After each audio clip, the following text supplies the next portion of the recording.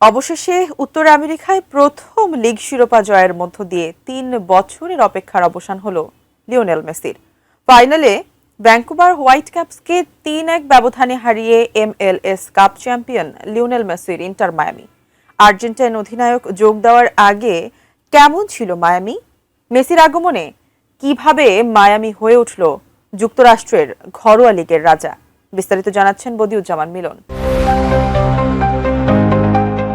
যার ছোঁয়ায় রাতারাতি বদলাতে শুরু করেছিল ফুটবল বিশ্বে অপরিচিত আমেরিকান লিগ সকার ও ইন্টার মায়ামি, সেই লিওনেল মেসি এবার জিতলেন উত্তর আমেরিকার সর্বোচ্চ লিগ শিরোপা।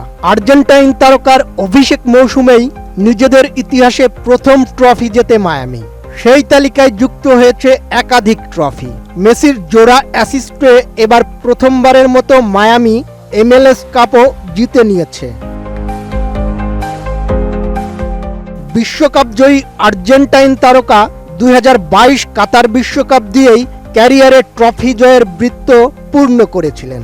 তবুও পেশাদার ক্যারিয়ারে নিলেন নতুন চ্যালেঞ্জ।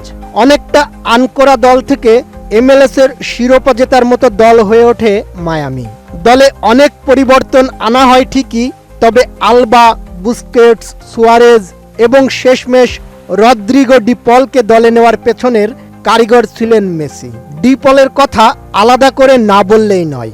মানুষ ঠাট্টা করে ডি পলকে মেসির বডিগার্ড বলে, কিন্তু এটা কেউ অস্বীকার করতে পারবে না মেসির আর্জেন্টিনা ক্যারিয়ারে ডি পল অনেকটা আশীর্বাদের মতো।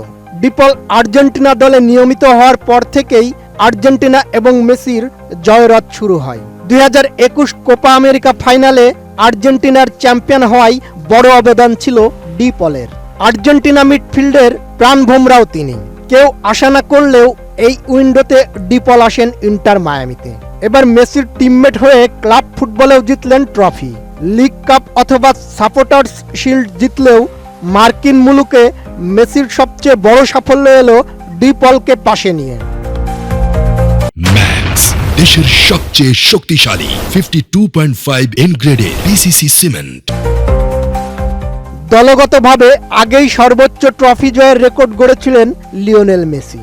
সেই সংখ্যাটিকে এবার তিনি 48-এ নিয়ে গেলেন। MLS কাপের হিসাবটা একটু জটিল। দুটি ভিন্ন কনফারেন্সের পয়েন্ট টেবিলে শীর্ষ অবস্থানকারীরা পরস্পর সিরিজে মুখোমুখি হয়।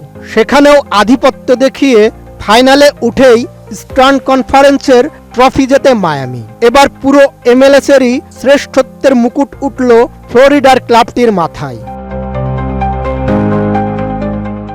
এক নজরে দেখে নেওয়া যাক মেসির আগমনের আগে মায়ামি ও পরের মায়ামি। মেসি যোগ দেওয়ার আগে কোনো ট্রফি ছিল না তাদের। MLS টেবিলের তলানিতে ছিল মায়ামি। এরপর মেসি যোগ দেন ২০২৩ সালে। মেসি জাদুতে যেন একে একে বদলে যেতে থাকে ক্লাবটি। ২০২৫ সালে মায়ামি হলো MLS কাপের চ্যাম্পিয়ন হয়েছে কনফারেন্স কাপ, সাপোর্টার্স শিল্ড ও লিগস কাপ। এখানেই থেমে থাকেনি মেসি জাদু। ৭৭ গোল করে হয়েছেন ক্লাবের সর্বকালের সর্বোচ্চ গোলদাতা। ৪৪টি অ্যাসিস্ট করে একই সঙ্গে হলেন ক্লাবের সবচেয়ে অ্যাসিস্ট করা ফুটবলার।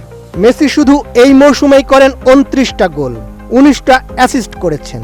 প্লে অফে গোলের অবদান ১৫, এটাও MLS-এর ইতিহাসে সর্বোচ্চ। এই মৌসুমেই ভেঙেছেন পুস্কাসের ৪০৪ অ্যাসিস্টের রেকর্ড। আর ৭ ডিসেম্বরের প্রথম প্রহরে জেতা হলো MLS কাপের শিরোপা। মায়ামি এখন যুক্তরাষ্ট্রের ঘরোয়া লিগের রাজা। ইন্টার মায়ামির ইতিহাসে একসময় যেখানে ছিল অন্ধকার, সেখানেই আলো হয়ে এসেছিলেন লিওনেল মেসি। তার স্পর্শে বদলে গেছে শুধু একটি দল নয়, বদলে গেছে আমেরিকান সকারের ধারা। ট্রফি শূন্য ক্লাব আজ একের পর এক শিরোপার মালিক।